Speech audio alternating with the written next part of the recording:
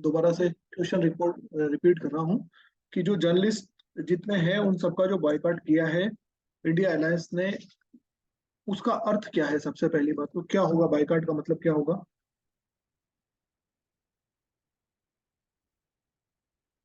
क्या इस चीज को समझ पाते हैं, क्या होगा इसका मतलब?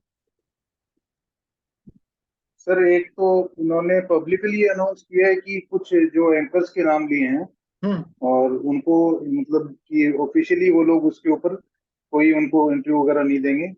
हाँ, और इसको मतलब उन्होंने मतलब बॉयकॉट ही इनकी किया है, जितनी भी क्योंकि प्रेस कॉन्फ्रेंस हालांकि वगैरह तो होगी, ये तो सर स्टेप देख।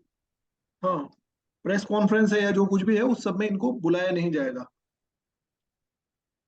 है ना? उस सब में इनको अलाउ नहीं करेंगे, ये जी जितने सर। एंकर्स हैं उन सबको ये लोग अलाउ नहीं करेंगे। अच्छा, और इसके अलावा?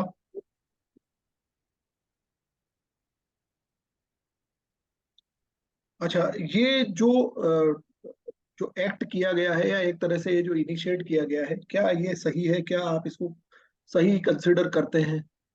अगर आपसे ये पूछ लिया जाए कि ऐसा किया जाना चाहिए। सर मेरे ओपिनियन से तो देखा जाए तो हालांकि पहले भी पार्टीज वगैरह ने करते रहे, लेकिन ऑफिशियली ऐसा स्टेटमेंट अभी तक नहीं आया है। ऐसा हम्म। होना भी नहीं चाहिए, क्योंकि ये मान सकते हैं कि पब्लिकली यदि कुछ मीडिया ऐसे होंगे जो कि अलग अलग पार्टीज को फेवर करते होंगे, तो इसमें हम्म। कुछ फॉल्ट तो मीडिया पर्संस का भी है। लेकिन पब्लिकली पार्टीज को इस हिसाब से नहीं देखा जाना चाहिए, क्योंकि यदि पब्लिक इन्वॉल्वमेंट नहीं रखेंगे वो, और हम्म। यदि तो वो एक तरह से डेमोक्रेसी के लिए अच्छा नहीं है सर। और any other members? Monika? Sir जैसे उनको, हाँ सर, उनको जैसे इतना स्ट्रॉन्ग स्टेप लेने के बजाय जो भी ब्रॉडकास्टर्स वगैरह जो हैं इनके उनके हेड से एक बार डील करना चाहिए था इसके बारे में, उनसे लिखित उनको बोलना चाहिए था कि हमारे साथ इस तरह का मतलब जो भी उनको ऐसा फील हो रहा है, अगर बायसनेस हो रहा है तो हम्म। उसके बारे में उन्हें अवगत करवाना चाहिए था, और डायरेक्टली मतलब बैन करने के बजाय। देखिए, एक और 2014 का इंसिडेंस है जिसमें बीजेपी ने, शायद एनडीए ने, अपने खुद के जो ऑफिशियल ट्विटर हैंडल है उससे 2014 में एनडीटीवी को उस टाइम पर ये बोल दिया था कि एनडीटीवी का हम बायकॉट करेंगे, एनडीटीवी को हम अलाउ भी नहीं करेंगे। जिस टाइम पे रवीश कुमार उसके मतलब चीफ एंकर एक तरह से हुआ करते थे, तो दैट वाज द रीजन। मतलब ऐसा पहले भी हुआ है। ठीक है, आगे कंटिन्यू कीजिए।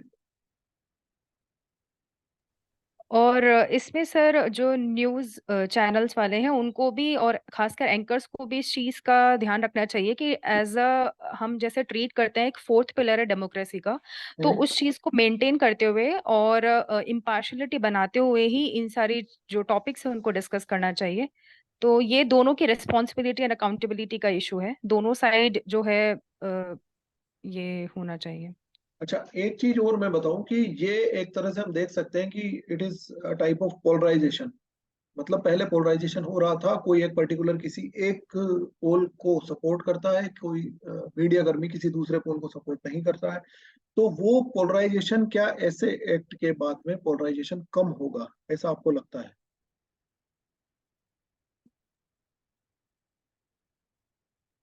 ध्रुवीकरण जो हो रहा है भारत में, क्या वो ध्रुवीकरण इससे कम होगा? सर मुझे ऐसा इससे नहीं तो लगता। बढ़ेगा सर। सर इससे और बढ़ेगा, और और बढ़ेगा? जैसे वन साइडेड अप्रोच ही रहेगी फिर, हम्म। मतलब जैसे है ना, मल्टीपल हमें जो अप्रोच है वो नहीं मिल पाएगी, और एक ही साइड में पोलराइज्ड और हो जाएगा और इंक्लिनेशन हो जाएगा सर। देखिए, अब जो एक पॉइंट मोनिका ने बताया है दैट इज क्वाइट राइट, कि पहले इन मीडिया हाउस के जो ओनर्स हैं उनसे इस तरह की बात करनी चाहिए थी, पहली बात। दूसरी बात यह है कि ये जो बायकॉट है, इस चीज को याद रखिएगा कि ये बायकॉट किसी भी मीडिया हाउस, किसी भी न्यूज चैनल का नहीं किया है, पर्टिकुलर एंकर्स का किया है। इससे एक चीज और निकलकर सामने आती है, एक चीज और, एक क्रक्स निकलकर सामने आता है। वो क्रक्स ये है कि हमारे यहाँ पर जो जर्नलिज्म है वो एक्चुअल में एक मीडिया हाउस या जर्नलिस्ट के थ्रू नहीं होकर सिर्फ जर्नलिज्म हमारे यहाँ पर टीवी डिबेट्स और एंकर्स ड्रिवन हो गया है। ये जितनी डिबेट्स है, जितनी हीटेड डिबेट्स हैं, जितनी चीजें चल रही हैं, वो सारी सिर्फ और सिर्फ उन एंकर्स के ही बिहाफ पर या उनकी ही लीडरशिप में चल रही है। So they, the alliance is not boycotting the any media house, किसी मीडिया हाउस को नहीं वो कर रहे हैं। पहली बात यह है। दूसरी बात यह कि हाँ, उनके ओनर से बात की जानी चाहिए थी। And third thing is whenever you use the term democracy, ये एक अच्छी बात है, और डेमोक्रेसी के लिए ही ये एक डेमोक्रेटिक टूल ही है कि हम किसी का विरोध करें, किसी का बायकॉट करें। ये भी एक डेमोक्रेसी का टूल है। तो हम इस चीज को अगेंस्ट नहीं बोल सकते कि ये डेमोक्रेटिक वे नहीं है। हाँ, इससे पोलराइजेशन और ज्यादा बढ़ेगा, ये बात सही है कि इवन पोलराइजेशन ज्यादा सीमेंटेड होगा, ज्यादा स्ट्रेंथन होगा। जो पोलराइजेशन हो रखा है वो और ज्यादा स्ट्रेंथन हो जाएगा, जो सपोर्टर्स है वो और ज्यादा सपोर्ट में आ जाएंगे, जो अगेंस्ट है वो और ज्यादा अगेंस्ट में चले जाएंगे। But it is a democratic tool, तो एज अ डेमोक्रेटिक टूल ऐसा किया जा सकता है, और ये एक डेमोक्रेसी को ही स्ट्रेंथन करता है।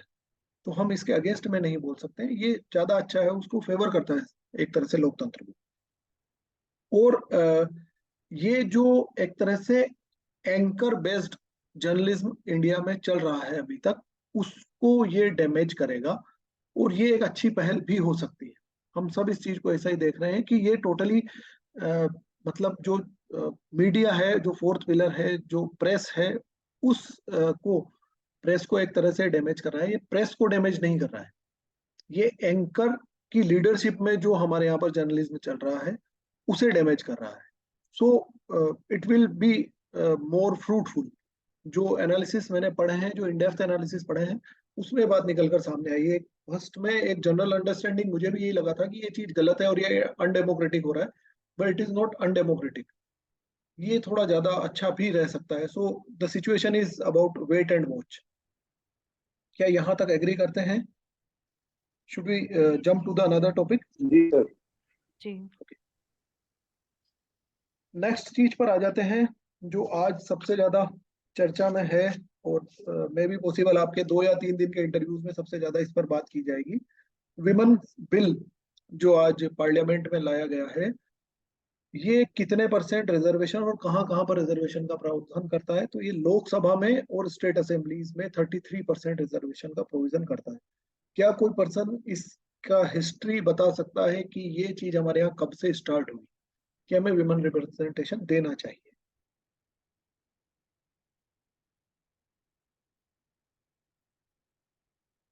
Okay, so the person is again me. ये वो मैं ही बता रहा हूँ।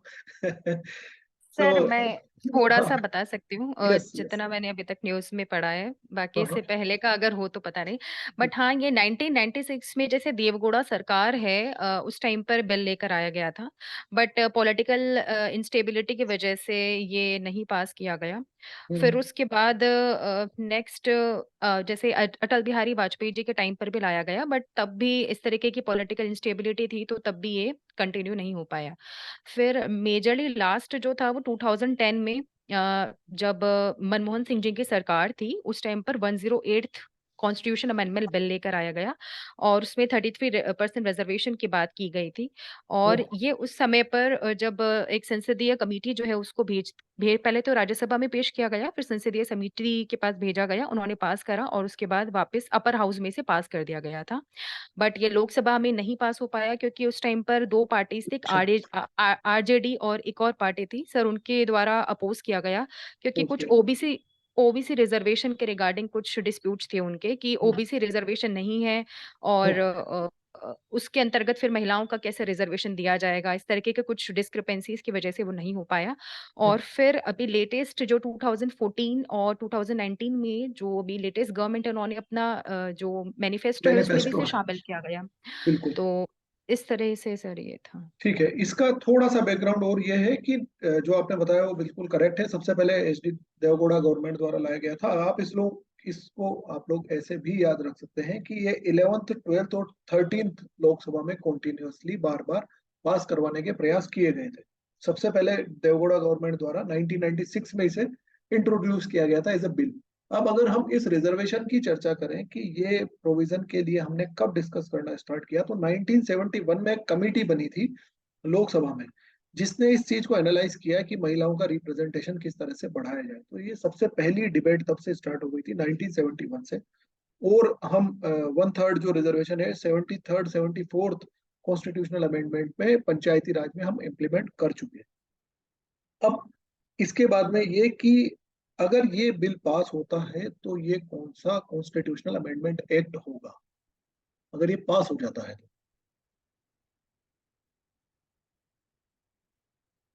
दिस वुड बी 106, 106वां ये कॉन्स्टिट्यूशनल अमेंडमेंट बिल होगा। अच्छा, अब ये पूछ सकते हैं कि 106वां होगा तो 105वां कौन सा था जो लास्ट पास हुआ था, वो क्या था? लोकसभा में सर राष्ट्रपति के द्वारा एंग्लो इंडियंस को जो 2 पोस्ट होती थी उनको रिमूव किया गया 105 से। 105 में और क्या किया था? और भी कुछ था क्या? सर और अभी रिकॉल नहीं कर पा रहा हूँ, ये एंग्लो सोशली इंडियन को और रिमूव। एजुकेशनली, सोशली और एजुकेशनली बैकवर्ड जो कम्युनिटी हो सकता है या ग्रुप ऑफ पीपल हो सकता है, उसकी लिस्ट प्रिपेयर करने की जो पावर्स थी 10 में जो ईडब्ल्यूएस लागू किया गया था, उस 10 के टाइम पर ये कर लिया था कि सोशली इकोनॉमिकली बैकवर्ड जो क्लासेस हैं उनकी लिस्ट को प्रिपेयर करने की पावर्स सेंटर ने अपने पास ले ली थी 102वें संविधान संशोधन से। उसको 105वें संविधान संशोधन के द्वारा वापस से रेस्टोर किया गया और वो पावर्स वापस से स्टेट्स के पास भी आ गई। तो राज्यों के पास भी अब ये शक्ति है, ये 105वें संविधान संशोधन में कर दिया गया है। So it restored the power. अच्छा, इसमें कहाँ कहाँ संशोधन किए जाएंगे? वैसे ये बहुत ज्यादा फैक्चुअल है, अगर आपको याद रहे तो इसको याद रख लेना। 239 डबल ए में दिल्ली से रिलेटेड जो प्रोविजंस हैं दिल्ली में, दिल्ली विधानसभा में महिलाओं की सीट आरक्षित करने के लिए 330 ए में एससी एसटी रिजर्वेशन के जो प्रोविजंस हैं उनमें, जो एससी एसटी के लिए जो रिजर्वेशन है लोकसभा में, उनका उन रिजर्वेशन में भी महिलाओं का ऐड किया जाएगा। इसके साथ में 332 ए में स्टेट असेंबलीज में जो है उनके लिए किया जाएगा। सो इट इज बेसिकली, ये याद रख लेना, 339, 330, 332, 334। फिर इसमें ए डबल ए वैसा है। तो बहुत ज्यादा फैक्चुअल हम we are not going to, ये मतलब एक तरह से सिर्फ ऑब्जेक्टिव क्वेश्चन नहीं बताना है वहां पर, तो आप इसको एक जनरल आइडिया भी दे देंगे तो भी चलेगा।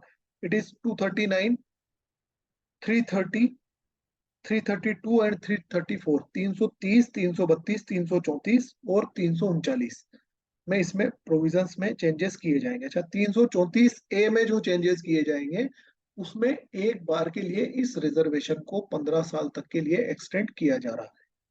तो ये मात्र 15 साल के लिए अभी किया गया है, फिर इसको फर्दर एक्सटेंड कर दिया जाएगा। अब ये बताइए कि ये रिजर्वेशन अगर प्रोवाइड कर दिया जाता है तो महिलाओं की सीट कितनी हो जाएगी, असेंशियली कितनी सीट्स हो जाएगी?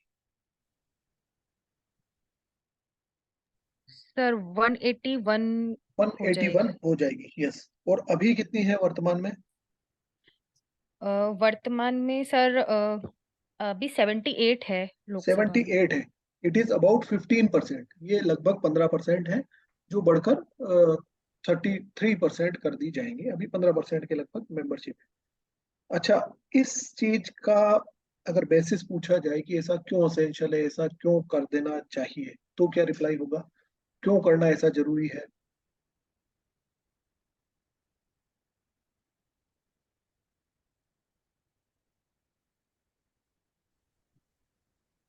विमेन रिजर्वेशन क्यों दिया जाना चाहिए लोकसभा में, या हमारे यहाँ पर जो सदन है या पॉलिटिक्स में विमेन रिप्रेजेंटेशन को बढ़ाना क्यों चाहिए, ये रिजर्वेशन क्यों असेंशियल है? सर, सर वुमेन पार्टिसिपेशन, और हम ये कहेंगे कि वुमेन लेड एम्पावरमेंट, जिसको हम प्रेजेंट टाइम में जिस पे फोकस करना चाह रहे हैं, वो ज्यादा एसेंशियल है इसी के लिए। ठीक है। और और इसमें बेटर है। मोनिका? सर यही है कि विमेन्स की कंडीशन को इम्प्रूव करने के लिए और उनके लिए जैसे जो पॉलिसीज हैं और मतलब इस तरीके के एक्ट्स हैं उनमें और विमेन का पार्टिसिपेशन हो। जैसे कि अभी तक कोई भी एक्ट्स वगैरह बने हैं तो उसमें हम देखें तो अगर हम प्रपोर्शनेटली देखें तो मैन का पार्टिसिपेशन ज्यादा रहा, बट अगर विमेन इस चीज को देखेगी तो और ज्यादा सेंसिटाइज हो सकेगा सर मैटर। तो ये क्या है। आपको ऐसा नहीं लगता कि इससे भी फिर सांसद पति और विधायक पति वाली फिनोमेना ज्यादा बढ़ेगा, जो हमारे यहाँ पर सरपंच पति वाला अभी तक है, जी प्रधान पति, सरपंच पति? सर वैसे इसके होने के चांसेस थोड़े कम हैं क्योंकि जब जो जैसे एमपी के केस में हम देखें तो थोड़ा और बिगर लेवल पे होता है ये तो।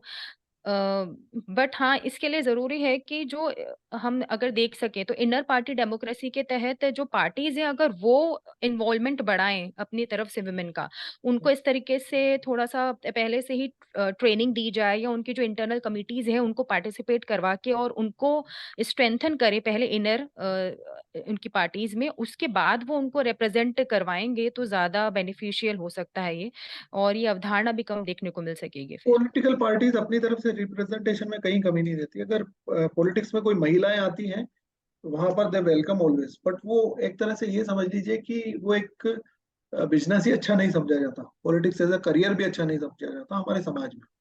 इसलिए पॉलिटिक्स में अगर कोई भी महिला आती है तो वो एक तरह से मतलब जो ट्रेडिशनल माइंडसेट है वो है, उसमें महिलाओं को उतना वो खुद से पार्टिसिपेट नहीं करना चाहते, इसलिए तो हम असेंशियल कर रहे हैं सीट।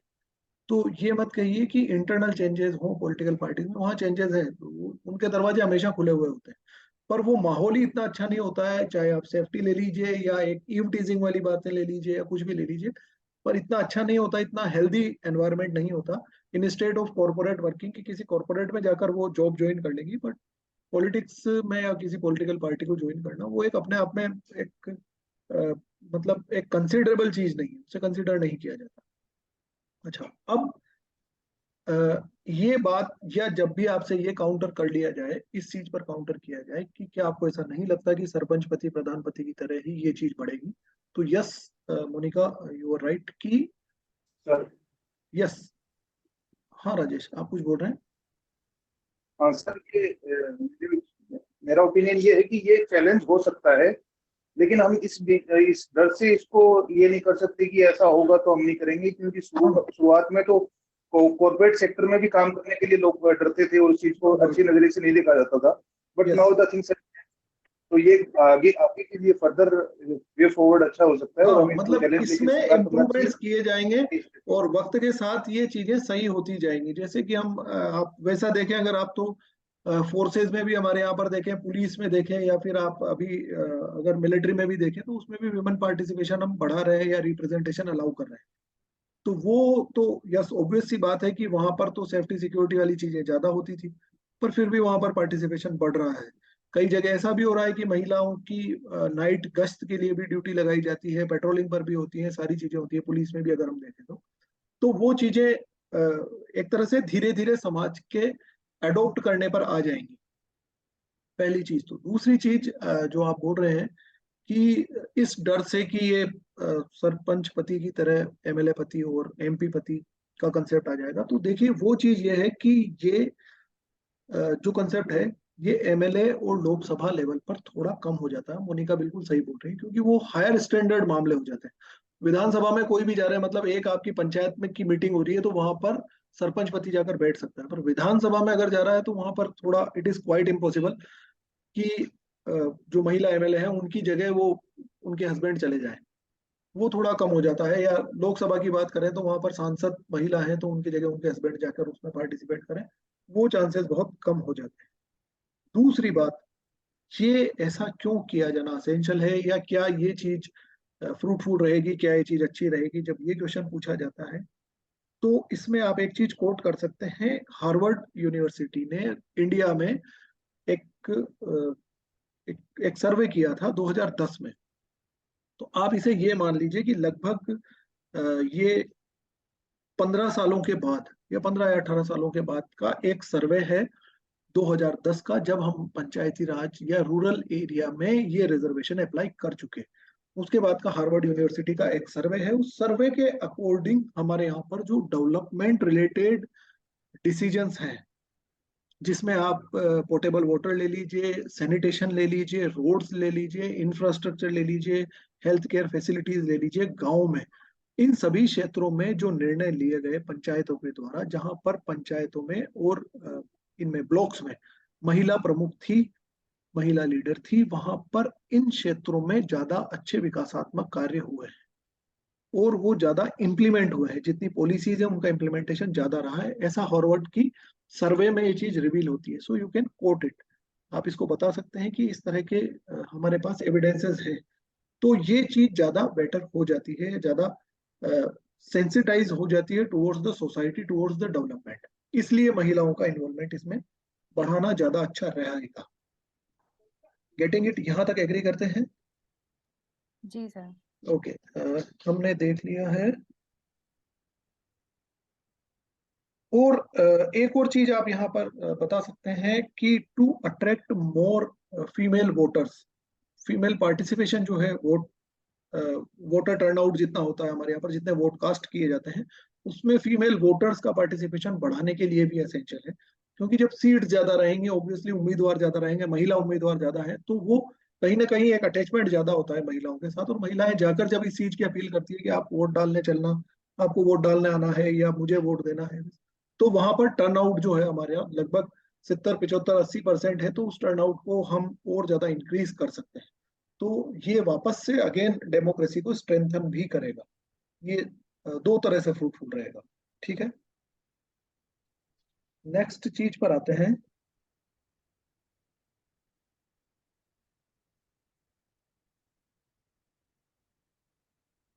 एक और चीज है लीबिया फ्लड। अभी लीबिया में फ्लड आया है, और जो जैसे मोरक्को में अर्थक्वेक आया था, उन्होंने अर्थक्वेक से रिलेटेड क्वेश्चंस स्पॉन्टेनियसली पूछे। सो लीबियन फ्लड का क्या रीजन है? कहाँ है? ज्योग्राफिकल लोकेशन तो पता है लीबिया की, ट्यूनीशिया, इजिप्ट और इसके बीच में है, मेडिटेरेनियन सी इसके नॉर्थ में है। तो लीबिया फ्लड आने के क्या कारण रहे हैं?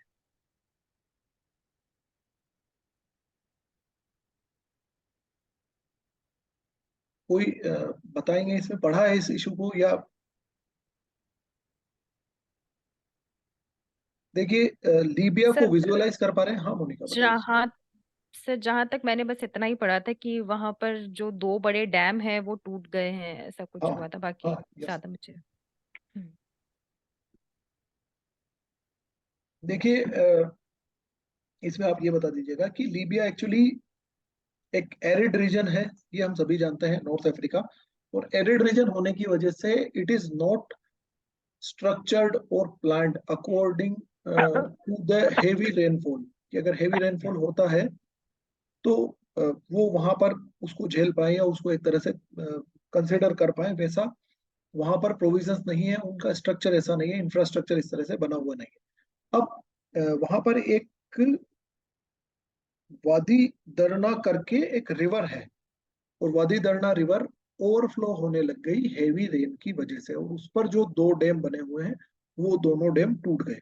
तो वादी दरना रिवर में जो हेवी रेनफॉल हुआ, उसके क्या रीजंस हैं अगर ये पूछ लें, तो जो मेडिटेरेनियन सी है वहां पर ट्रॉपिकल साइक्लोन्स क्रिएट होते हैं, जिनको मेडिकेन कहते हैं। तो मेडिकेन स्टॉर्म क्रिएट हुआ, और उसकी वजह से वहां पर हेवी रेनफॉल हुआ।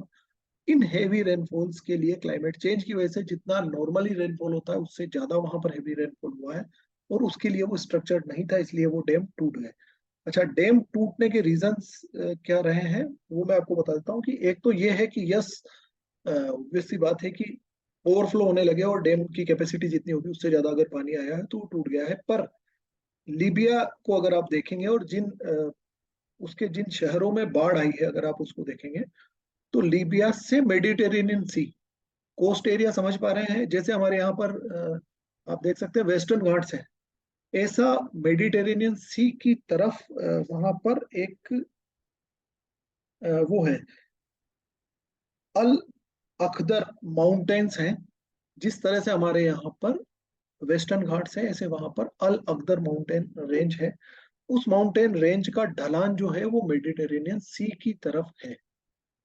ठीक है, अब ये समझिएगा कि वो लोलैंड एरिया है, हाईलैंड पहले माउंटेन है, और माउंटेन के बाद में जो उतार है जमीन का, वो अ, जो डिक्लाइन है वो डिक्लाइन मेडिटेरेनियन सी की तरफ है। मेडिटेरेनियन सी की तरफ होने की वजह से ये है कि जितना वहां पर स्टॉर्म क्रिएट हुआ, जितनी बारिश हुई, वो पानी वापस से बहकर उस नदी के थ्रू, जो वादी दरना नदी है, उस नदी के थ्रू वापस से मेडिटेरेनियन सी में ही जाना था। और इसी पानी को रोकने के लिए, क्योंकि ये एरिड रीजन रहा है, यहाँ पर दो बांध बनाए हुए हैं, और वो बांध ओवरफ्लो होकर टूट गए। इसकी वजह से यहाँ पर बाढ़ आई है। और अगर पूछ लें स्टॉर्म के नाम क्या है, दिस इज द मेडिकेन। मेडिकेन स्टॉर्म की वजह से ट्रॉपिकल साइक्लोन क्रिएट हुआ है मेडिकेन, उसकी वजह से यहाँ पर फ्लड आया है। ठीक है, नेक्स्ट चीज पर आते हैं। यशोभूमि का नाम सुना है? अभी अभी हमने इसका इनोग्रेशन किया है। एक माइस सेंटर हमने बनाया है, यशोभूमि। सुना है क्या? दिल्ली द्वारका में नया इनोग्रेशन किया है इसका। और माइस यस सेंटर हम राजस्थान में भी बना रहे हैं। क्या है ये माइस सेंटर? सर, ये मीटिंग्स और कॉन्फ्रेंसेस करने के लिए बहुत बड़ा ऑडिटोरियम हॉल वगैरह है मैम। ये एक बहुत बड़ा ऑडिटोरियम है एक तरह से, जिसमें conventional centres, conferences, exhibition, hotels, resorts, universities, government buildings, sports stadiums वगैरह, ये सारी चीजें भी अवेलेबल होती है। ये द्वारका में हमने बनाया है और यशोभूमि नाम रखा है। Yashobhoomi is the land of glory. Yashobhoomi का मतलब भी अगर आपसे पूछ ले, that is land of glory. Rajasthan में ये हम कहाँ कहाँ बना रहे हैं, बजट में भी था ये इस बार वाले में। राजस्थान में जयपुर, जोधपुर, उदयपुर और अजमेर। जयपुर, जोधपुर, उदयपुर और अजमेर, ये 4 शहर हैं जहां पर हम ऐसे माइस सेंटर्स बना रहे हैं। लगभग शायद 100 करोड़ रुपए के इन्वेस्टमेंट के साथ में ये डेवलप किए जाएंगे। चलिए, विमेन बिल हो गया, ये हो गया, बाइकआउट वाला इशू हो गया। ओके, एक और चीज इंटरनेशनल रिलेशंस की देख लेते हैं, उसके बाद में कुछ इंडिया वाले जो इशू हैं उस पर हम बात करेंगे। इंडिया सऊदी रिलेशंस भी काफी चर्चा में रहे हैं जब G20 मीटिंग हुई, and along with the meeting of the meeting जो टॉक्स हुई है प्रधानमंत्री and Mohammed bin Salman MBS के बीच में, और हमने लगभग 2 दर्जन से ज्यादा MOU साइन किए हैं इंडिया और सऊदी अरेबिया ने। सो पहली बात ये कि why Saudi is looking towards India, India की तरफ हम क्यों देख रहे हैं। और दूसरी बात, अगेन एक इंटरकनेक्ट होती हुई बात है कि सऊदी अरेबिया कौन से सेक्टर्स में इन्वेस्टमेंट कर रहा है इंडिया में। पहली बात तो ये कि हम यहाँ क्यों इधर की तरफ देख रहा है।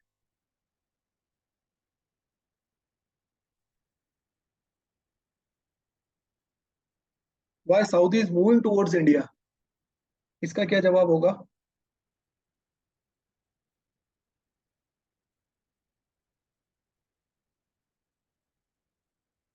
Anyone can you hear me? मुझे सुन पा रहे हैं? ये क्वेश्चन पूछ ही लिया तो इसका क्या रिप्लाई देंगे? सर जैसे कि जो सऊदी अरेबिया है वो मेजरली ऑयल प्रोड्यूसिंग का जो है ज्यादातर काम है, तो वो डाइवर्सिफाई करना चाह रही है अपने सेक्टर्स को इस वजह से। यस, वो अपने जो मार्केट है और जो प्रोडक्ट्स की बास्केट है, मतलब जो basket of market and products, एक ऐसा कि उसके पास जो ग्रुप है पूरा मार्केट का, जिन जिन मार्केट में अभी तक वो डील करते आए हैं, और दूसरा जिस प्रोडक्ट को वो बेचते आए हैं, इन दोनों चीजों को वो डाइवर्सिफाई कर रहे हैं। मतलब हम मार्केट भी नए सर्च कर रहे हैं और हम प्रोडक्ट्स भी नए सेल करने पर आने वाले हैं। क्या कारण है इसका? क्योंकि ऑयल इज, जो क्लाइमेट चेंज रिलेटेड जितने भी प्लेज हैं और जितना कार्बन इमिशन से रिलेटेड जितने भी संकल्प लिए जा रहे हैं, उनमें ये एक सबसे बड़ा रीजन है जिसको कट शॉर्ट करने के जो जितने भी संकल्प हैं वो लिए जा रहे हैं कि इसका यूज कम से कम किया जाएगा। तो उसका यूज कम से कम किए जाने की स्थिति में उनके पास क्या ऑप्शंस बचते हैं? अभी तक अगर ट्रेडिशनली सऊदी को देखा गया तो सऊदी की सिचुएशन ये थी कि मेजरली सऊदी ऑयल एक्सपोर्ट करता था। ऑयल एक्सपोर्ट करने के बाद में जैसे अमेरिका से उनके रिश्ते बहुत अच्छे हैं, और सऊदी के लिए ये कहा जाता है कि अमेरिका ने सऊदी को डबल ट्रैप में उलझा रखा था। डबल ट्रैप का मतलब ये कि मैक्सिमम जो ऑयल परचेज है वो भी US ही कर रहा है, या US लेड जो ग्रुप है वो ही कर रहे हैं। और इसके बाद में जब वहाँ के जो डायनेस्टीज हैं, वहाँ के जो किंग्स हैं, इनके पास जो पैसा आता है, उनको ये बोलते हैं कि इस पैसे को आप क्या करोगे।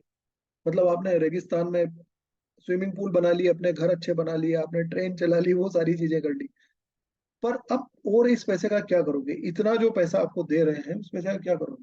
तो अगेन जितने वेस्टर्न कंट्रीज हैं वो फिर से इनको इन्हीं के मार्केट में वापस से इन्वेस्टमेंट के ऑप्शंस भी बताते हैं। तो it is A double trap कि एक बार को जितना आपका नेचुरल रिसोर्स है तेल, वो उन्होंने ले लिया, उसके बदले में आपको पैसा दिया और वो पैसा भी वापस इन्होंने ले लिया कि आप यहाँ इन्वेस्ट कीजिए ना, इसके बदले में आपको इतना % हम रिटर्न देंगे, इतना % आपका कैपिटल ग्रोथ होगी, इतना सारी चीजें होगी, तो ये वापस से वहीं पर इन्वेस्ट करते आए हैं। सो ये एक चीज थी कि ऑयल डिपेंडेंट इकोनॉमी है। और अगर आप मैं आपको इथियोपिया वगैरह को अगर आप देखेंगे अभी रिसेंट जो रहे हैं, जिसमें उनकी सरकारें एक बार को बहुत ज्यादा प्रॉब्लम में आ गई, इथियोपिया में लगभग गवर्नमेंट गिर गई है।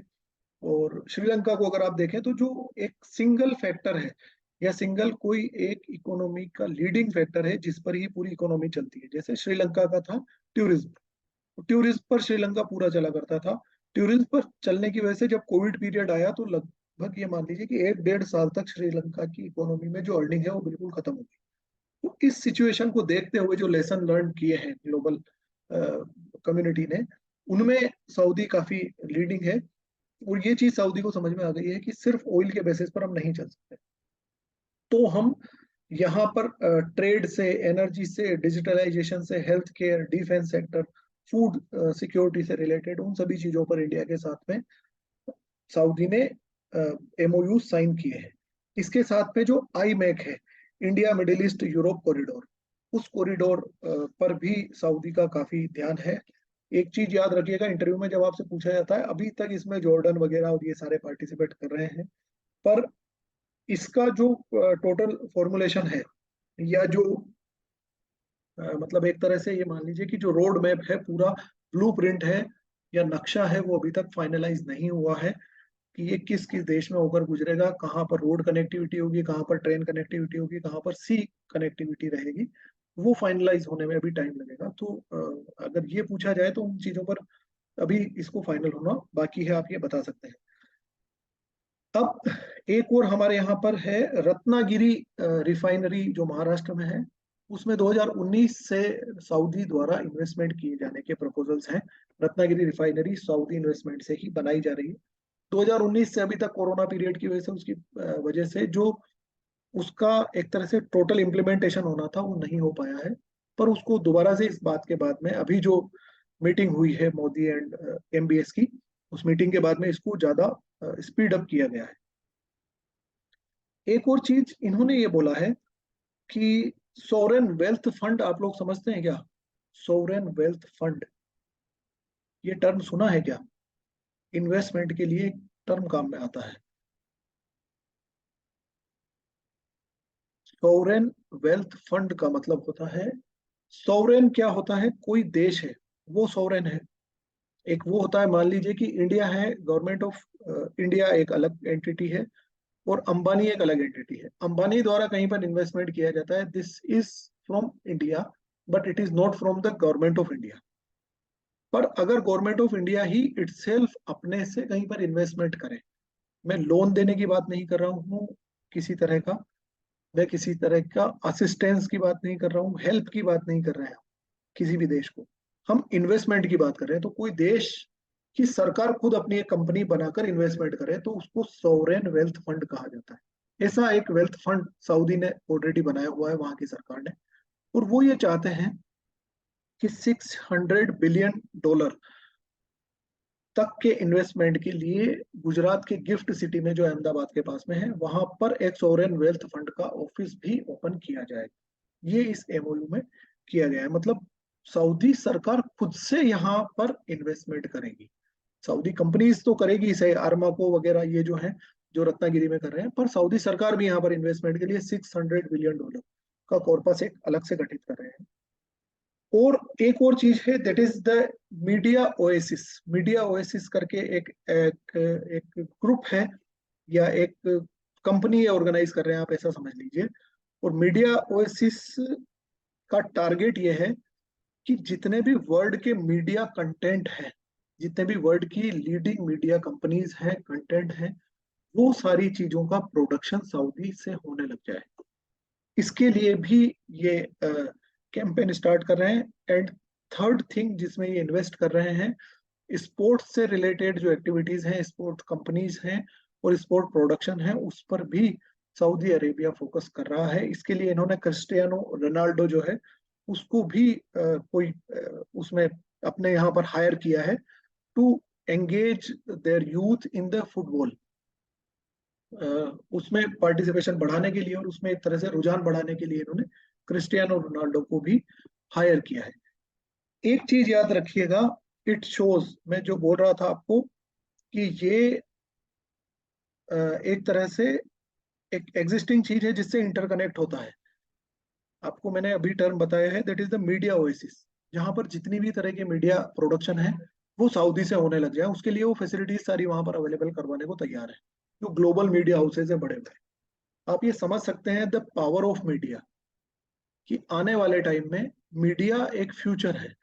और इंडिया के 75% लोगों के पास में मोबाइल फोन है, और India second largest mobile phone holders जो हैं वो है, फर्स्ट नंबर पर चाइना है, सेकंड नंबर पर इंडिया है।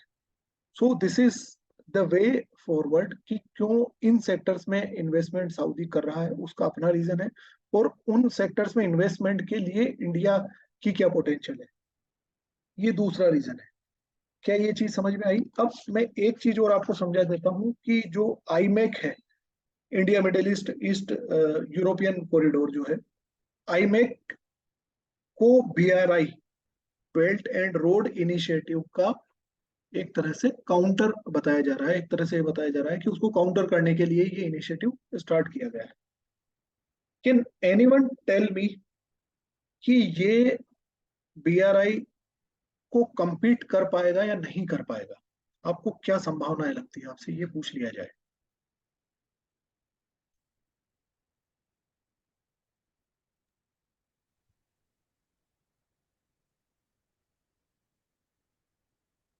यस। सर जैसा कि सर इसमें यूएस, यूरोपियन कंट्रीज और जो मिडल ईस्ट कंट्रीज हैं वो इन्वॉल्व हैं।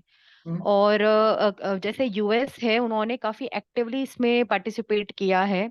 तो मुझे लगता है कि सर ये काउंटर करने में इनेबल होगा, क्योंकि जैसा कि अभी हम देख रहे हैं कि इटली ने भी जो बीआरआई बीआरआई है से उससे विड्रॉ एग्जिट के किया है। लिए विड्रॉ किया है। और मतलब मैक्सिमम जो कंट्रीज हैं, लाइक आज न्यूज में अफ्रीका का भी था कि अफ्रीकन कुछ कंट्रीज है वो भी अपोज कर रही हैं सीपीईसी को लेकर, कि वहां पर इस तरीके के जो भी है ना, मतलब डैप ट्रैप पॉलिसी जो चल रही है, और वहाँ के जो इंफ्रास्ट्रक्चर है उसको मिसयूज किया जा रहा है, या जो इलीगल तरीके से माइनिंग की जा रही है अफ्रीका में। तो मतलब एक तरीके से अब निगेट हो रहा है, चाइना को लेकर निगेशन ज्यादा बढ़ रहा है। तो मुझे लगता है कि ये फ्यूचर में काफी अच्छा होगा। और जैसा कि यूएस ने भी ऐसा, उन्होंने इंटरनली ऐसे न्यूज थी कि 60 डेज उन्होंने दिए हैं इस प्रोजेक्ट पर काम करने के लिए, कुछ जो फॉर्मुलेशंस करने के लिए, कि आगे इसको प्रोसीड किया जाए जल्दी से जल्दी। तो सारे स्टेक होल्डर्स काफी एक्टिव हैं इस चीज को लेकर, तो पॉसिबिलिटी है सर पूरी। ठीक है। एनी अदर मेंबर, और कोई लॉजिक कि इसके सक्सेसफुल होने की पॉसिबिलिटी है? इसके सक्सेसफुल होने की एक पॉसिबिलिटी सबसे बड़ी ये है कि development bank of China is the main funder behind the BRI project. Development bank of China जो है वो अभी तक जितने भी देश हैं उन सबको फंड करता है इस बीआरआई प्रोजेक्ट से रिलेटेड जो भी चीजें। जैसे कि हम अगर ग्वादर पोर्ट की बात करें तो ग्वादर पोर्ट के डेवलपमेंट के लिए जो भी पैसा या वो सारी चीजें उसने अरेंज करी है। अब पैसा अरेंज करने के बाद में क्या होता है कि जो एम्प्लॉयमेंट है और जो मटेरियल है वो मैक्सिमम चाइना से ही आता है। And third thing is, it is in the form of loan. China जितना पैसा इन इंफ्रास्ट्रक्चर को डेवलप करने के लिए और बीआरआई प्रोजेक्ट को एक तरह से पूरा बनाने के लिए, उस पूरे जो वेब वो डेवलप कर रहा है, जो जाल वो डेवलप कर रहा है, उस जाल को पूरा बनाने के लिए जिस जिस देश में भी इन्वेस्टमेंट कर रहा है वो लोन के फॉर्म में करता है। इस कंपैरिजन में अगर देखा जाए तो इसके सक्सेसफुल होने के चांसेस इसलिए बढ़ जाते हैं कि पहली बात ये कि इसमें कहीं भी कोई लोन के प्रोविजन नहीं है। ये सभी देश ऐसे हैं जो डेवलप्ड कंट्रीज हैं। चाइना जितने बीआरआई कंट्रीज इसमें चाइना में जितने शामिल किए गए, अगर आप उसका मैप देखेंगे तो उनमें से मैक्सिमम पाकिस्तान या इस तरह के जो कंट्री है वो अपने आप में इकोनॉमिकली डीस्टेबल्ड कंट्री है। और जो आईमेक जो रोड मैप बनाया गया है उसमें जितने कंट्रीज हैं लगभग डेवलप्ड कंट्रीज हैं, वहां पर इकोनॉमिक स्टेबिलिटी अच्छी है। और इसके साथ में सबसे बड़ी बात कि वहां की कुछ सरकारें इसमें इन्वॉल्व है। तो ऐसा नहीं है कि उसमें कोई बाहर से किसी से लोन ले रहे हैं तो डेट ट्रैप होने की संभावना है, तो इसके सक्सेसफुल होने के चांसेस ज्यादा बढ़ जाते हैं, या सक्सेसफुल रहेगा ऐसा कहा जा सकता है। ठीक है, इसके बाद में लास्टली जो हमने एक और चीज करी है कि लोकल करेंसीज हमारे यूपीआई और रुपए कार्ड को भी वहां पर ट्रेडिंग में काम में लिया जा सकेगा इंडिया एंड सऊदी रिलेशंस। ठीक है, दैट्स द मेन थिंग। अगर इस पर आपसे कोई बात पूछी जाए, चलिए मैं लास्ट चीज पर आता हूँ। कुछ हम जो इंडियन पर्सपेक्टिव या डोमेस्टिक पॉलिटिक्स से रिलेटेड बातें हैं। स्टालिन, जो उदयनिधि स्टालिन ने अभी स्टेटमेंट्स दिए हैं, उनका क्या टारगेट है? आप क्या देख पाते हैं कि इस तरह के स्टेटमेंट्स देने के पीछे उन्होंने क्या लक्ष्य किया है?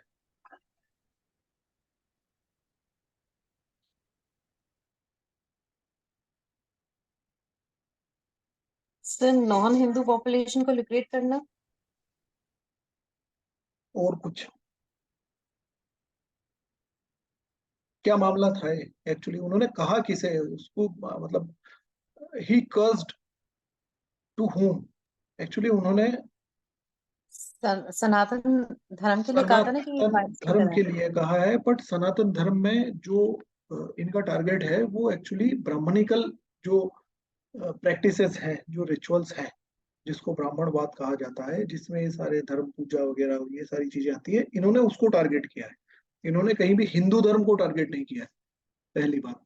दूसरी बात ये कि द्रविड़ पॉलिटिक्स में हमेशा से ये रहा है, या जो तमिल पॉलिटिक्स है वो इसी पर बेस्ड रही है। अगर हम करुणानिधि या उससे पहले की भी बात करें, या हम एमवी रामास्वामी नायक जो रहे हैं उनकी हम बात करें, तो द्रविड़ या तमिल पॉलिटिक्स हमेशा से ब्राह्मणिकल प्रैक्टिसेस या ब्राह्मणिकल रिचुअल्स या सनातन धर्म की जो प्रैक्टिसेस हैं उनके अगेंस्ट रही है। So this is not very new. ये बात अलग है कि जो हमारी जनरेशन है उन्होंने इन चीजों को नहीं सुना कि क्या साउथ इंडियंस भी इस चीज को अपोज करते हैं, पर द्रविड़ पॉलिटिक्स हमेशा से इसको अपोज करती आई है। और जो हमारी जनरेशन है वो इस चीज को अब लर्न कर रही है, या ये समझ लीजिए कि वहाँ द्रविड़ पॉलिटिक्स के ये नई जनरेशन के पॉलिटिशियन हैं जिन्होंने उस चीज को एक तरह से रिकॉल किया है, रिमाइंड किया है। उससे पहले हम लोगों को पता नहीं था, तो ये इसी के बेसिस पर चलते रहे। तो he just wants to target their local voters. उन लोकल वोटर्स को टारगेट करना ही है। जैसे एक टाइम पर राज ठाकरे के द्वारा मराठी मानुष जैसा कुछ इनिशिएटिव चलाया गया था, जिसमें यूपी बिहार के जितने कामगार वहां पर हैं महाराष्ट्र में, उनके साथ मारपीट की जाती थी, उनको अपोज किया जाता था, वो चीजें उसमें शामिल थी। सो पहली चीज ये है। दूसरा, एक और बात की, अभी भारत में G20 समिट में जब जो बाइडन वगैरह और सब आए थे, जो बाइडन और मोदी के बीच में जो बात हुई है और जो उन्होंने किसी चीज पर स्टेटमेंट्स दिए हैं, वो ये रहे हैं कि इंडिया में ह्यूमन राइट्स वायलेशन ज्यादा होते हैं, मानवाधिकारों का उल्लंघन ज्यादा होता है। क्या आपको ऐसा लगता है कि भारत में मानवाधिकार उल्लंघन से संबंधी जो भी एलिगेशंस लगाए जाते हैं वो भारत के अंतरराष्ट्रीय संबंधों को नकारात्मक प्रभावित कर सकता है? बात को समझे? क्या क्वेश्चन समझ में आया? सर एक बार वापस रिपीट करेंगे सर? इंडिया में ह्यूमन राइट्स वायलेशन होते हैं। कहाँ होते हैं? माइनॉरिटीज के अगेंस्ट हो जाते हैं, SC ST के अगेंस्ट हो जाते हैं, विमेन के अगेंस्ट हो जाते हैं, जम्मू कश्मीर में हो जाते हैं, मणिपुर में हो रहे हैं। इस तरह के मानवाधिकारों का हनन भारत में होता है। ऐसे एलिगेशंस जब भारत में लगते हैं, भारत के लॉ एंड ऑर्डर पर लगाए जाते हैं, प्रशासन पर लगाए जाते हैं, तो क्या आपको ऐसा लगता है कि इन मुद्दों को लेकर जो डेवलप्ड कंट्रीज हैं, जो ह्यूमन डेवलपमेंट इंडेक्स में हायर हैं, हैप्पीनेस इंडेक्स में हायर हैं, जेंडर पार्टिसिपेशन में हायर हैं, जेंडर पैरिटी में हायर हैं, ऐसे देशों के साथ भारत के जो फर्दर इंटरनेशनल रिलेशंस है, अंतरराष्ट्रीय संबंध है, जहां हम उनके साथ आगे संबंधों को आगे बढ़ाने की बात कर रहे हैं, वो नकारात्मक रूप से प्रभावित करेंगे? ऐसी घटना है।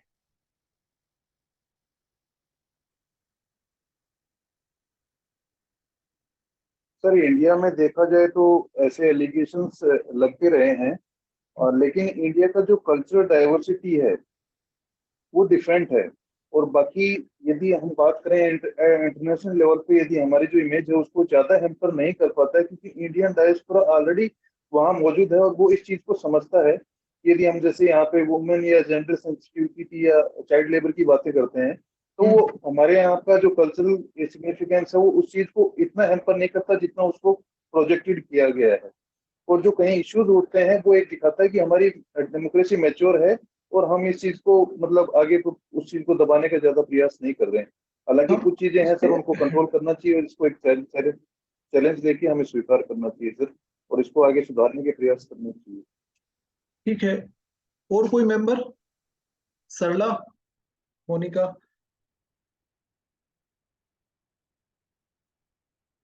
क्या भारत की अंतरराष्ट्रीय संबंधों को ये नकारात्मक रूप से प्रभावित कर सकते हैं? जी मान लीजिए मैं इस क्वेश्चन को ऐसे पूछ सकता हूँ कि क्या भारत और अमेरिका के संबंधों को ये नेगेटिवली इम्पैक्ट कर सकते हैं? क्या स्टैंड होगा आपका? तो यदि ऐसे एलिगेशंस हम पे लगते हैं तो ये हमारी इंटरनेशनल लेवल पे एक छवि तो धूमिल करता है सर। पर क्या आपको ऐसा लगता है कि वो फर्दर हमारे साथ एंगेजमेंट्स बढ़ाने में भी सोचेंगे? मतलब मान लीजिए कि वो इन्वेस्टमेंट यहाँ पर ज्यादा करें नहीं करें, और ऐसे किस इन्वेस्टमेंट जब वो ज्यादा करने से पहले या वो उन चीजों को देखेंगे कि यहाँ पर लॉ एंड ऑर्डर अच्छा नहीं है, क्या ये चीज हमारी छवि को खराब कर सकती है? सर मुझे ऐसा लगता है कि ये इतना मतलब इतना ज्यादा लेवल पर तो नहीं है ह्यूमन राइट वायलेशन, और इसे इंडिया ने हमने प्रूफ भी करा है। जैसे कि हमने जम्मू कश्मीर में जो अब हालात हैं वो कंट्रोल करके दिखाए हैं वहां पर, और इससे अब G20 के माध्यम से हमने रिप्रेजेंट भी किया वहां पर एक जो है मीटिंग ऑर्गेनाइज करवाकर।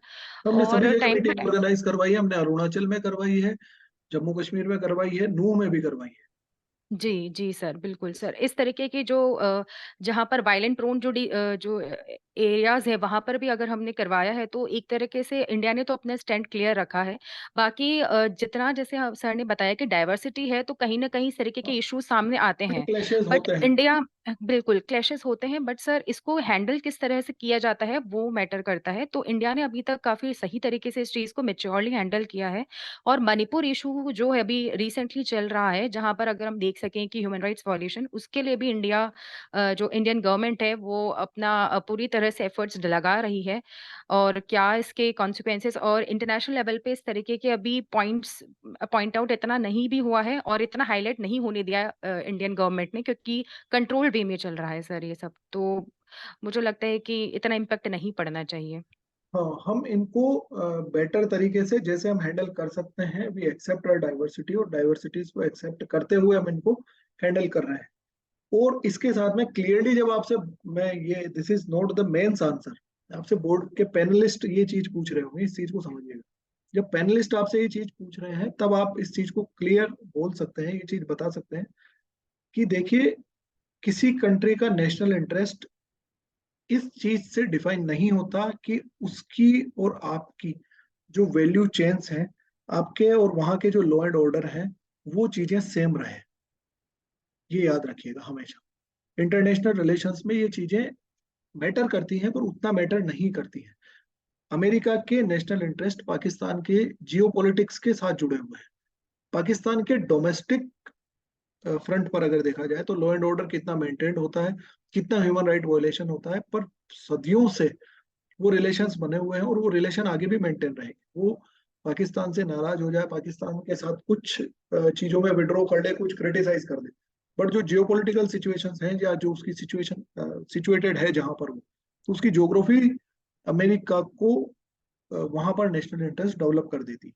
The same thing with India, कि जितने डेवलप्ड कंट्रीज हैं, अगर इंडिया की जियोपॉलिटिक्स या जियोग्राफिकल लोकेशन इस तरह की है, और हमारी पॉपुलेशन और हमारी एक तरह से जो क्रेडिबिलिटी है वो इतनी अच्छी है, हमारा मार्केट इतना अच्छा है, और हमारी लोकेशन ऑब्वियसली इंडो पैसिफिक में इतनी अच्छी है कि हम चाइना को काउंटर कर सकते हैं, और हम इस इंडो पैसिफिक एक्सिस में एक बेटर ऑल्टरनेट हो सकते हैं। तो वहां पर ये चीजें मैटर नहीं करती है कि आपके इंटरनल डोमेस्टिक सिचुएशंस क्या हो रही है और ये कितना मीडिया इस पर हाहाकार करता है, अपोजिशन कितना हाहाकार करता है, या कितने ह्यूमन राइट वायलेशन के लिए जम्मू कश्मीर के या कश्मीर के जो यूथ है वो मुद्दा उठाते हैं, या कुछ और इंटरनेशनल मीडिया हाउसेस अल जजीरा टाइप के इस तरह के कितना प्रोपोगेंडा करते हैं, वो मैटर नहीं करता है कभी भी। So you can clearly say that कि अगर नेशनल इंटरेस्ट उनके ज्यादा बेटर है तो उनकी और हमारी value chain, law and order और ये सारी चीजें एक जैसी हो, ये नहीं होता है कभी, ये एसेंशियल नहीं। ठीक है, ये चीज याद रखिएगा। एक और चीज मुझे बताइए, हु वाज निज्जर, जिसको लेकर आज दोपहर से हंगामा हो रहा है और दो डिप्लोमेट्स जो हैं उनको फायर कर दिया गया है।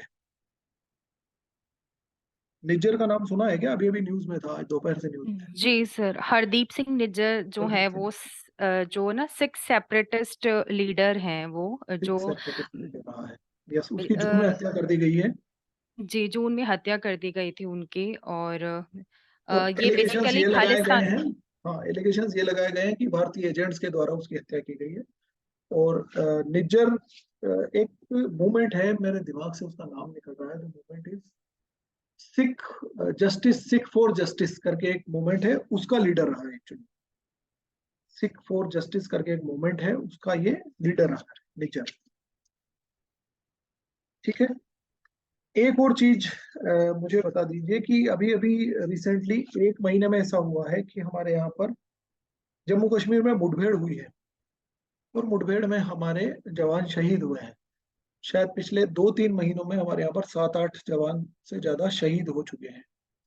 क्या ऐसा लगता है कि हमारे को कुछ इम्प्रूवमेंट्स करने चाहिए जिससे हमारे यहाँ पर कैजुअलिटीज कम हो इस तरह की?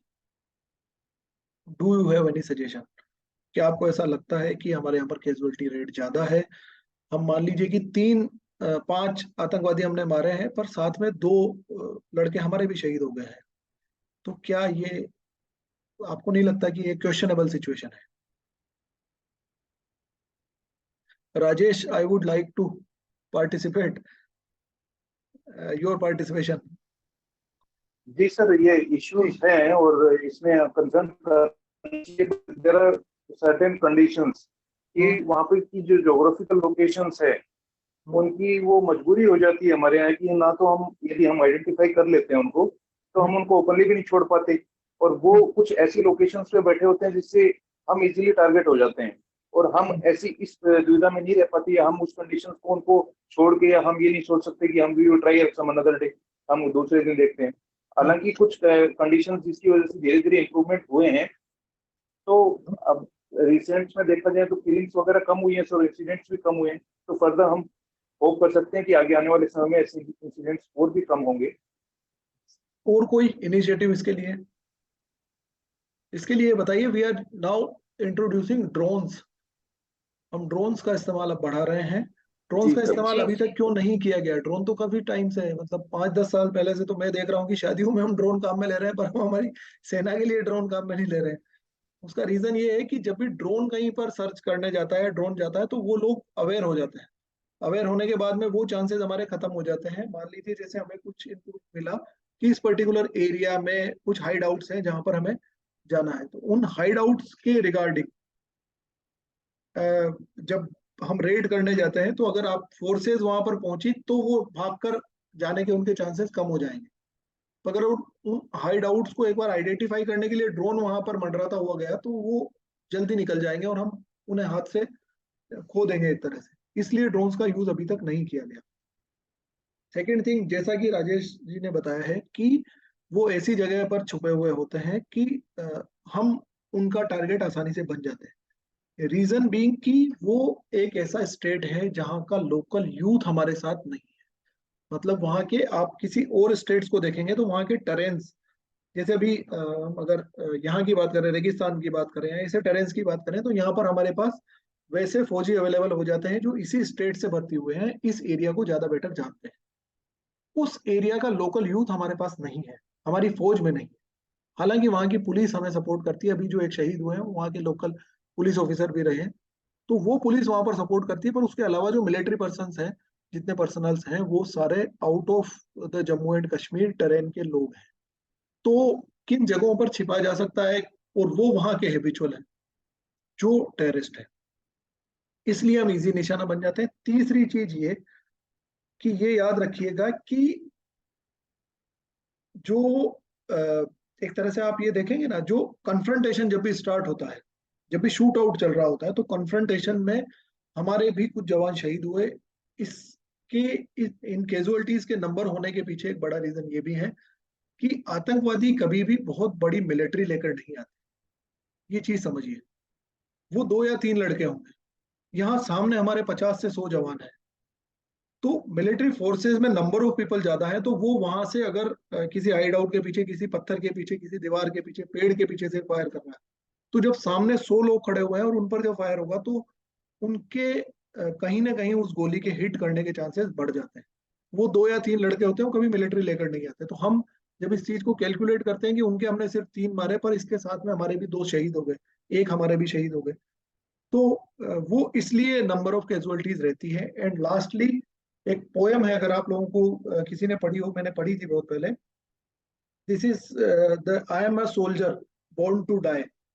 तो मिलिट्री ऑपरेशंस और जितने ये इस तरह के ऑपरेशंस होते हैं, फोर्सेस के जितने ऑपरेशंस होते हैं, उनमें जान का रिस्क रहता है।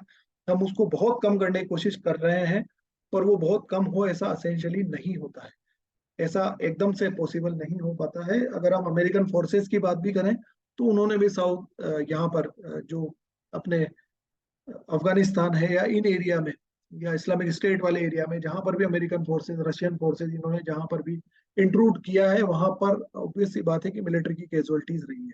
So it is much natural also. ये कैजुअलिटीज को हम करने की कोशिश कर रहे हैं, पर ये एक नेचुरल फिनोमेना है, तो इसको एकदम से रिड्यूस नहीं किया जा सकता। ठीक है, that is from my and.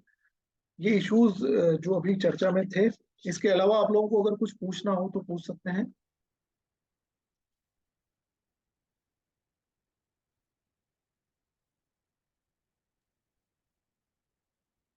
Okay, so should I close the session? में सर हाँ सर तो जो जिज्जर वाला इशू अभी आपने डिस्कस किया अभी निज्जर, हाँ निज्जर, जिज्जर वाला इशू सर जिज्जर नहीं, इसी में निज्जर, निज्जर। निज्जर सॉरी सर तो हाँ, इसी अभी आज की न्यूज में ही है कि एक डिप्लोमेट को इंडिया से फायर कर दिया रिमूव है। कर दिया तो इसका ये इंडिया और कनाडा के बायलैटरल रिलेशनशिप पे क्या इम्पैक्ट हो सकते हैं? It is a good sign बिल्कुल, और negative? It is a negative sign, और नेगेटिव साइन अभी से नहीं है, इट इज सिंस, ये मान लीजिए कि 2016-17 से है। क्योंकि वहाँ की अगर आप जो पॉलिटिक्स देखेंगे कनाडा की, तो कैनेडियन पॉलिटिक्स में एक बड़ा रिप्रेजेंटेशन सिख कम्युनिटी का है, बड़ा पार्टिसिपेशन वहाँ के प्रोडक्शन में इस कम्युनिटी का है। वहाँ की थर्ड जो गवर्नमेंट की ऑफिशियल लैंग्वेज है वो भी गुरुमुखी उन्होंने कंसिडर की हुई है, पंजाबी। और वहाँ पर ये समझ लीजिए कि हमने एक नया पंजाब बसा दिया है, पंजाबियों ने, सभी ने मिलकर। अब बात ये आती है कि वहां पर 2 या 3 मिनिस्टर्स वो भी सिख कम्युनिटी के हैं, तो जो ट्रूडो गवर्नमेंट है उसमें भी जो रिप्रेजेंटेशन है वो अच्छा खासा है। अब बात ये आती है कि क्या ये रिलेशंस अच्छे हैं या ये रिलेशंस पर नेगेटिव इम्पैक्ट करेगा। It is not about the negative implications of the relation. ये आज स्टार्ट नहीं हुआ है, ये कब से हो रहा है। और दूसरा, if they are providing shelters to Indian separatist movement any kind, कोई भी देश अगर भारत के अलगाववाद को शरण देगा, तो हमें अपने नेशनल इंटरेस्ट या हमें अपने राष्ट्रीय हित को पहले ध्यान में रखते हुए हम उनको पहले बचाएंगे, हम अपने देश को पहले बचाएंगे, किसी देश के साथ रिलेशन बचाने की जगह। आज भी ये चीज जो स्टार्ट हुई है, अदरवाइज ट्रूडो के साथ मीटिंग हुई थी, ट्रूडो यहाँ भी आए थे, प्रधानमंत्री मोदी और ट्रूडो के बीच में एक अलग से वार्ता भी हुई है। और कनाडा में हमारा इन्वेस्टमेंट वगैरह सोलर एनर्जी को लेकर और नई टेक्नोलॉजीज को लेकर, इन तरह की चीजें हैं कनाडा में। हमारे यहाँ के छात्र भी कई पढ़ने जाते हैं, वो सारी चीजें हैं। पर अगर आज भी वहाँ की संसद में जो पार्लियामेंट में है, वो ट्रूडो ने ही इस चीज को इंट्रोड्यूस किया है। और ट्रूडो ने इस चीज को बोला है कि भारत के एजेंट्स इसमें इन्वॉल्व हैं, जो निज्जर की हत्या हुई है। तो if they are providing shelter of a particular community, तो हम उस चीज को टॉलरेट नहीं कर सकते जो यहाँ पर सेपरेटिस्ट हैं, ऐसे ग्रुप्स को, ऐसे टेररिस्ट ऑर्गेनाइजेशंस को अगर वो सपोर्ट करते हैं। और अगर आप देखेंगे तो जो सिख कम्युनिटी इंडिया की है, उसको अगर कंसिडर किया जाए, या उस सिख कम्युनिटी के जो लीडर्स हैं या उनके जो एनालिसिस देखा जाए, तो ब्रिटेन में, ऑस्ट्रेलिया में, इंडिया में और ये कनाडा में, यहाँ पर सिख कम्युनिटी मेजोरिटी में है। उस मेजोरिटी के साथ में अगर इसको कैलकुलेट किया जाए तो लगभग 2 या 2.5% लोग ऐसे हैं जो एक सेपरेटिस्ट मूवमेंट को अभी भी जारी रखे हुए हैं, इस खालिस्तानी मूवमेंट को। अदरवाइज इतना बड़ा पार्ट सिख कम्युनिटी का कभी भी अगेंस्ट इंडिया नहीं है, आज भी नहीं है। और इनका funding Pakistan led terrorist organisation जो है उन्हीं से चलता है। तो एक तरह से ये जो खालिस्तानी मूवमेंट वाले जितने लीडर्स हैं, ये इन सबका रोजगार है। अगर आप निज्जर को देखेंगे 1997 में ये यहाँ से गए थे और शायद वहां जाकर इन्होंने प्लम्बर का काम किया है और धीरे धीरे इन्होंने ग्रो किया है इतने सालों में, और ये he established himself as a leader. तो ये एक तरह से इन लोगों का रोजगार है और ये 2-2.5% से ज्यादा नहीं है। तो सिख कम्युनिटी कहीं भी इस चीज के अगेंस्ट नहीं है। पर हाँ, अगर कोई देश इस तरह के शेल्टर्स प्रोवाइड करेगा तो ऑब्वियस सी बात है कि if Canada wants to become another Pakistan for with relation to India, तो हम उसको वैसे ही अपोज करेंगे। ये बिल्कुल क्लियर कट साइन है। जैसे कि अभी चाइना ने G20 में पार्टिसिपेट नहीं किया, जी जिनपिंग ने पार्टिसिपेट नहीं किया, और पूछा गया था एस जयशंकर से कि Xi is not participating in G20, what is your statement और what is your prediction regarding this. And he replied कि अगर चाइना खुद इस रिलेशन को और इस प्लेटफॉर्म को स्पॉइल करना चाहता है, इस अपॉर्चुनिटी को स्पॉइल करना चाहता है, इट्स चाइनीज माइंडसेट और it's Chinese aspect.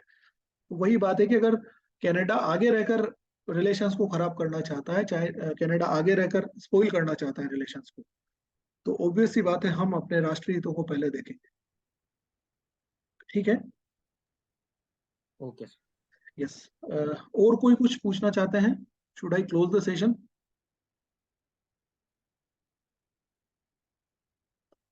Okay, so good night to you all. Monika, आप कुछ पूछना चाहती हैं? नहीं सर, ठीक Okay, है sir. okay, thank you good sir. night. Best of luck, very best of luck for your thank you, interview. Okay. Thank you sir. Thank you sir, thank you.